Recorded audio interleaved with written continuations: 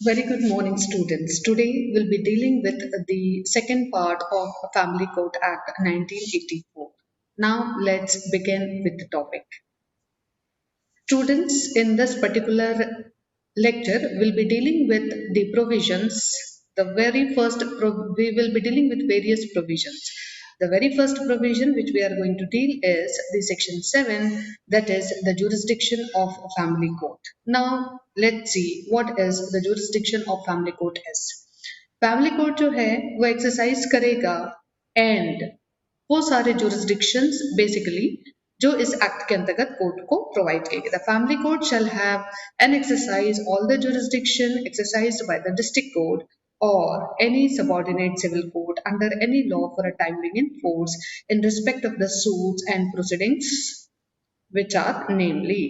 तो कहने का मतलब है कि फैमिली कोर्ट जो है उसको जुरिस्डिक्शन रहेगा, वो सारे जुरिस्डिक्शन जो कि एक्चुअली एक डिस्ट्रिक्ट कोर्ट एक्सरसाइज करता है या फिर सबऑर्डिनेट सिविल कोर्ट एक्सरसाइज करता है किसी भी लॉ के अंदर for a timing in force.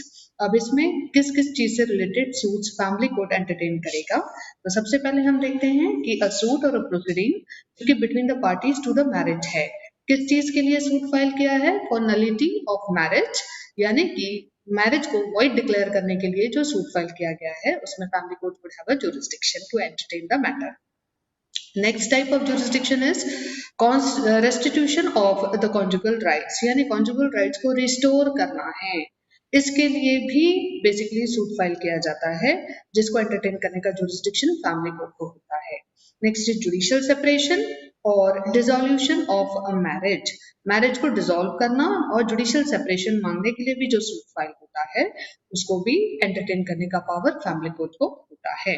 A suit और a proceeding for declaration as to validity of the marriage, जिस तरीके से मैरिज को नल या फिर वॉइड डिक्लेयर करने के लिए सूट फाइल किया जाता है उसी प्रकार से मैरिज को वैलिड डिक्लेयर करने के लिए भी सूट फाइल किया जाता है। इस तरीके के सूट या प्रोसीडिंग को एंटरटेन करने का पावर भी फैमिली कोर्ट को ही होता है। Next is suit or proceeding as to matrimonial status of any person, husband या फिर वाइफ डिक्लेयर करो, इस तरीके का भी सूट जो है वो फाइल किया जाता है, उससे भी फैमिली कोर्ट एंटरटेन करता है। Suit or proceeding between the parties to the marriage with respect to a property of the parties or of either of them, तो जो मैरिज की पार्टी है यानी कि हस्बैंड एंड वाइफ, उनकी एक दूसरे की प्रॉपर्टी को लेके जो सूट्स होते हैं वो भी फैमिली कोर्ट ही एंटरटेन करता है।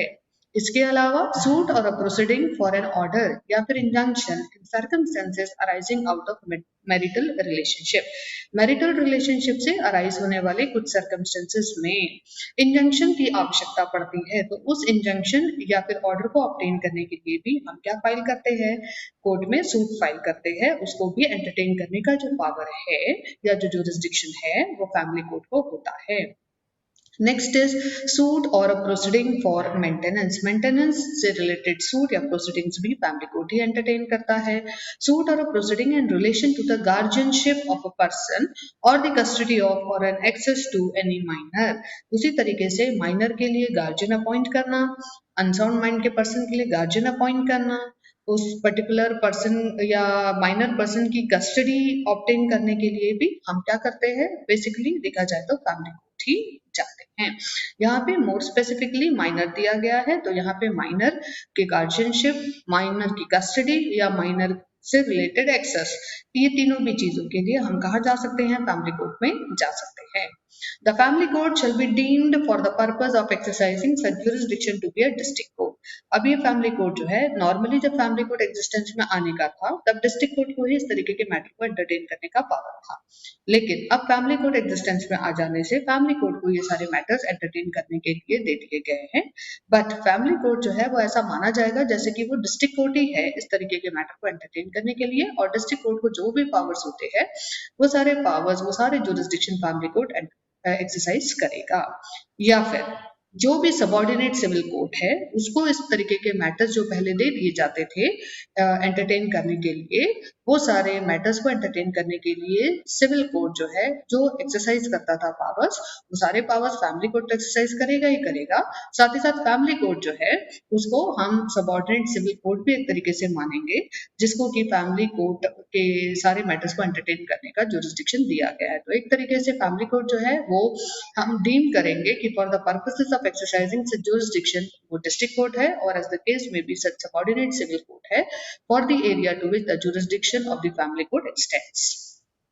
Next is family court जो है shall also have a power and exercise the jurisdiction जो exercisable रहेगा by a magistrate of first class under the Code of Criminal Procedure 1973 in the matter relating to the order for maintenance of wife, children and parents. Now students यहाँ पे अभी तक family court जो है वो civil jurisdiction exercise कर रहा था, लेकिन जब हम बात करते हैं basically Criminal Procedure Act 1973 की, then in that case यहाँ पे देखा जाए तो maintenance of wife, children and parents से रिलेटेड मैटर्स को एंटरटेन करने के लिए जो सिविल कोर्ट है उसको क्या रहेगा, तो उसको मैजिस्ट्रेट ऑफ फर्स्ट क्लास के भी पावर्स रहेंगे। Now the family court shall exercise such other jurisdiction as may be conferred by any other enactment. इसके अलावा अगर कोई और enactment में family court को किसी particular तरीके के matters को entertain करने के लिए यदि jurisdiction दिया जाता है, then in that case family court उन matters को भी entertain करने का right रखेगा। Next is let us see what the section 8 says. Section 8 क्या बताता है? Exclusion of jurisdiction and pending proceedings. Exclusion of jurisdiction and pending proceedings में क्या दिया हुआ है? Let us see. Where a family court has been established for an area, no district or any other civil court shall in relation to such area have or exercise any jurisdiction in respect of any suit or a proceeding referred under this act. ये act में normally हमने ऊपर वाले slides में देखा है कि किस किस तरीके के प्रोसीडिंग्स है, किस किस तरीके के सूट्स जो है फैमिली कोर्ट एंटरटेन करता है। स्टूडेंट्स यहाँ ये बताया गया है कि यदि किसी पर्टिकुलर एरिया की है फैमिली कोर्ट एस्टैब्लिश किया गया है, देन इन दैट केस वो फैमिली कोर्ट क्योंकि वहां है, अब डिस्ट्रिक्ट कोर्ट या कोई और other civil court, subordinate civil court उन मैटर्स के रिस्पेक्ट में किसी तरीके के मैटर को एंटरटेन नहीं करेगा, बिकॉज ऑलरेडी उस तरीके के मैटर्स को एंटरटेन करने के लिए कौन एस्टैब्लिश किया गया है? फैमिली कोर्ट उस पर्टिकुलर एरिया में एस्टैब्लिश है। Then no magistrate shall in relation to such area have or exercise any jurisdiction or a power under chapter 9 of the Code of Criminal Procedure. उसी प्रकार से chapter 9 of the Code of Criminal Procedure के तहत basically देखा जाए तो क्योंकि family court को पर्टिकुलर तरीके के मैटर को एंटरटेन करने का राइट दे दिया गया है, इसीलिए क्योंकि इस पर्टिकुलर क्रिमिनल प्रोसीजर कोड के लिए उस पर्टिकुलर प्रोविजन के रिलेशन में फैमिली कोर्ट जो है would be considered to be a magistrate of first class, then in that case and no any other magistrate, कोई भी दूसरा अदर मैजिस्ट्रेट जो है यहाँ पे उस पर्टिकुलर मैटर को एंटरटेन करने के लिए पावर एक्सरसाइज नहीं कर सकता है।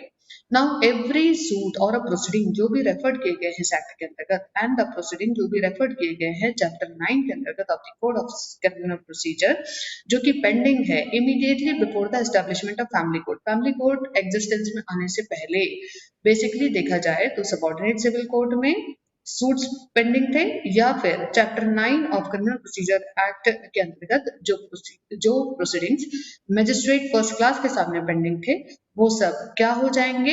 Immediately, which is pending immediately before the establishment of family court, or the suit or a proceeding required to be instituted or taken before the family court shall be transferred to such family court on the date on which it is established. तो जिस तारीख को basically family court establish हुआ है उस तारीख को हम क्या कर देंगे? सारे मैटर्स ट्रांसफर कर देंगे किसको? फैमिली कोर्ट को।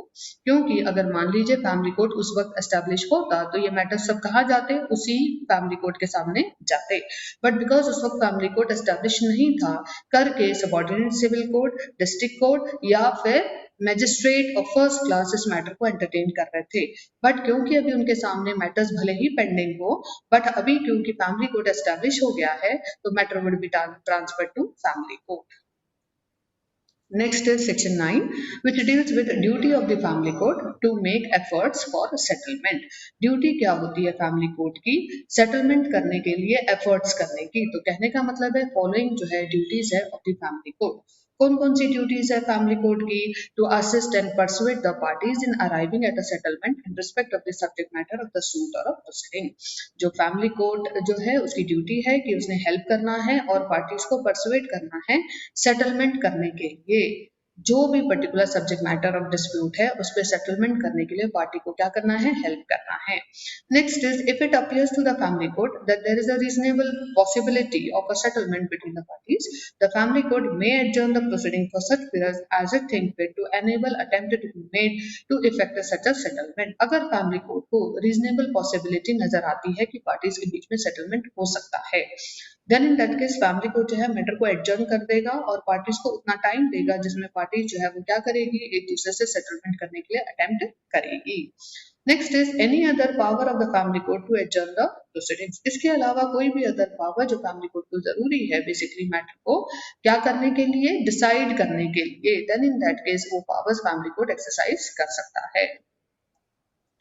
Next is section 10 procedure adopted by the family court। Let us see क्या procedure adopt किया जाता है family court के द्वारा in order to deal such kind of matters। तो सबसे पहले family court to comply with the procedure जो इस एक्ट के अंतर्गत प्रोवाइड किया गया है। The provision of the code of civil procedure and any other law for a time being shall apply to the suits or a proceeding before a family court except the proceeding under chapter 9 of the Code of Criminal Procedure Act 1973। तो कहने का मतलब है कि family court यहाँ पे matters को accordingly जो प्रोविजन दिए गए हैं उनके हिसाब से एंटरटेन करेगा।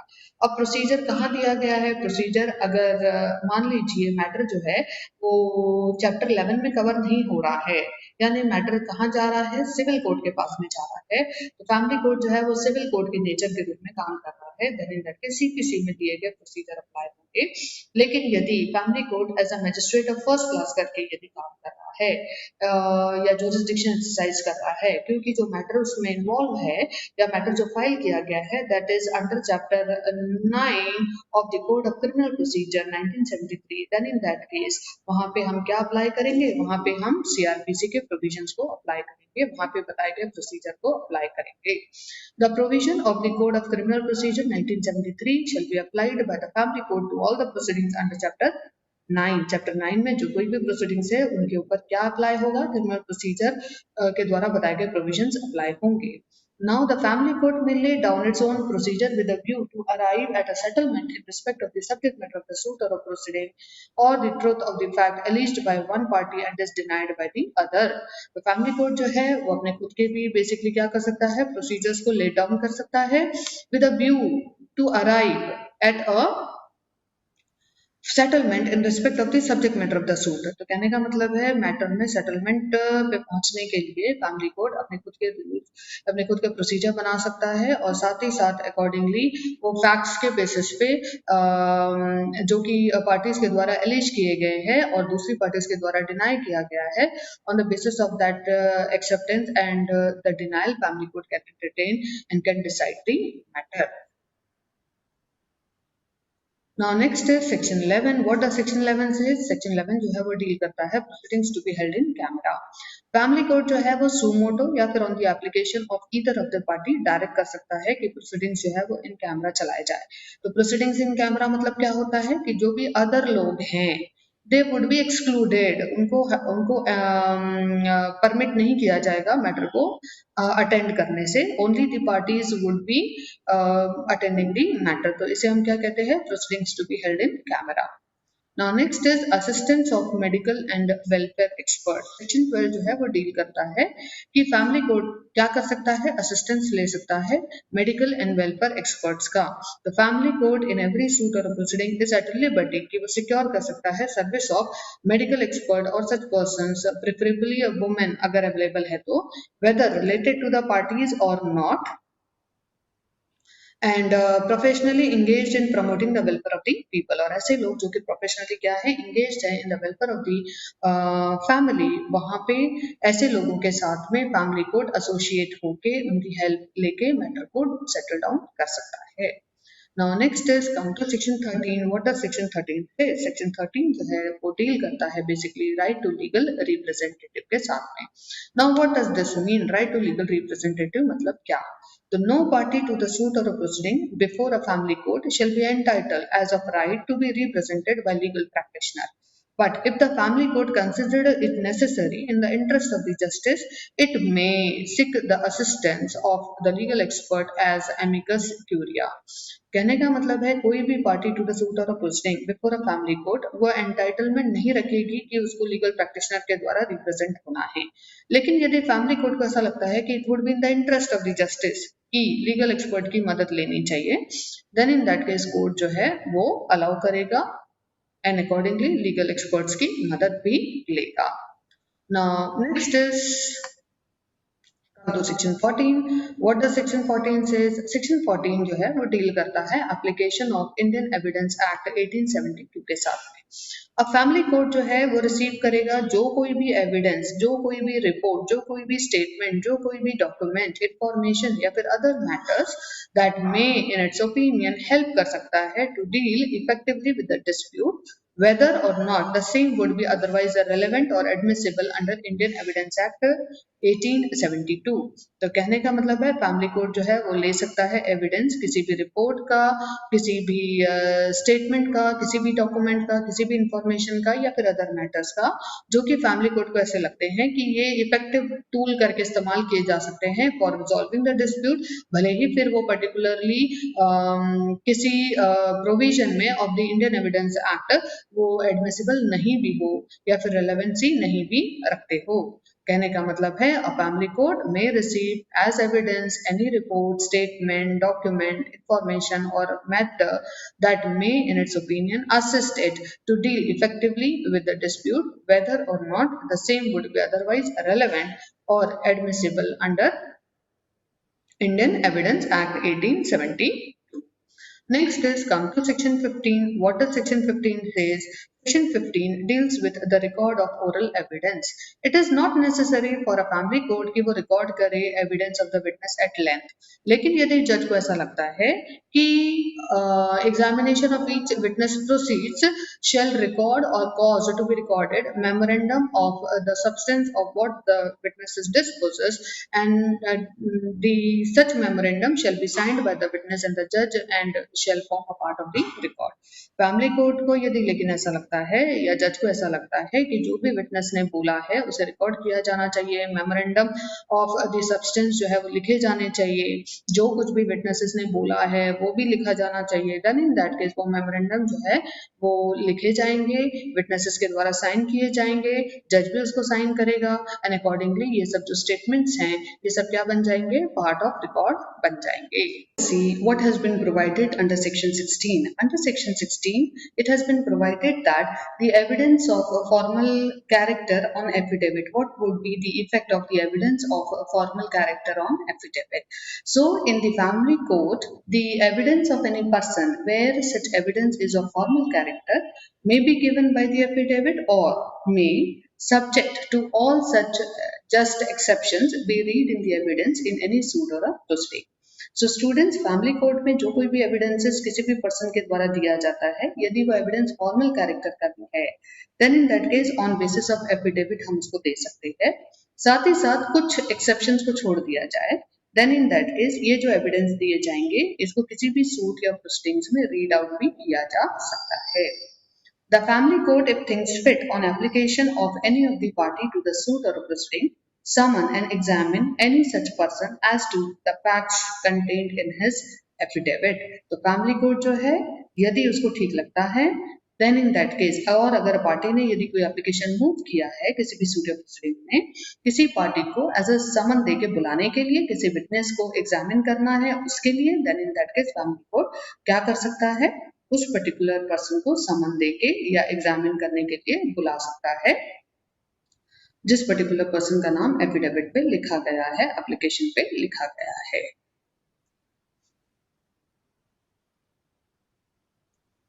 Now come to section 17. What does section 17 say? Section 17 deals with the judgment. So judgment of the family court वो concise statements में होगा और point for determination उसमें दिए जाएंगे, mention किए जाएंगे और जो भी decision होगा उसको reasons दिए जाएंगे. तो इस तरीके से a judgment of the family court shall contain a concise statement of the case, the point for determination that is to say the issues, the decision thereon, court का decision, और साथ ही साथ वो डिसीजन पे पहुंचने के लिए court कुछ रीजंस देगा, then in that case the reasons for such decision. So this is what accordingly the family court would give the judgment. Now next is the section 18 which deals with execution of a decree and the others. So student जो कोई भी decision या degree family court ने पास किया है उसको execute करना पड़ता है. अब इसका एग्जीक्यूशन कैसे होगा? This has been provided under this particular section. Now let's see this section. A decree or the order other than the order under chapter 9 of the Code of Criminal Procedure Code 1973 passed by the family court shall have the same force as effect as a decree or the order of the civil court and shall be executed in the same manner as it's prescribed by the Code of Civil Procedure for execution of decree or the order. तो कहने का मतलब है a degree या फिर order जो कि other than the order है chapter 9 of the code of criminal procedure 1973 में, उसे पास किया गया है फैमिली कोर्ट के द्वारा. तो फैमिली कोर्ट जो है इन मैटर को डील करने के लिए बिल्कुल सिविल कोर्ट जिस तरीके से डिग्री या ऑर्डर को एग्जीक्यूट करता है उसी प्रकार से फैमिली कोर्ट भी इन मैटर्स में दी गई डिग्री या ऑर्डर को एग्जीक्यूट करेगा. Right. Next is an order passed by the family court under chapter 9 of the Code of Criminal Procedure. लेकिन यदि मेंटेनेंस से रिलेटेड मैटर है जिसका प्रोविजन या प्रोसीजर क्रिमिनल प्रोसीजर कोड में दिया गया है, देन इन दैट केस ऐसे किसी मैटर में ऑर्डर पास जो किया गया फैमिली कोर्ट का उसको एग्जीक्यूट करने के लिए उस मैनर का इस्तेमाल किया जाएगा जिस मैनर में बेसिकली क्रिमिनल प्रोसीजर में एग्जीक्यूट किया जाता है. A decree or the order may be executed either by the family court which passed it or by any other family court, ordinarily a civil court to which it is sent for execution. तो normally क्या होता है कि वही court execute करता है जो degree पास करता है. तो यहाँ पे भी डिग्री या फिर ऑर्डर जो भी फैमिली कोर्ट ने पास किया है या तो फैमिली कोर्ट उसको खुद एग्जीक्यूट करेगा या फिर अदर किसी फैमिली कोर्ट में भेज देगा for the purposes of execution. ठीक है. Or to any other civil court, यहाँ अगर मान लीजिए उस एरिया में फैमिली कोर्ट नहीं है तो क्या करेगा, वहां पे जो ऑर्डिनरी सिविल कोर्ट है वहां पे भी भेज सकता है for the purposes of execution of the decree और the order which is passed by the family court. Students, thank you very much for attending this session. I hope you have understood the concept. Thank you.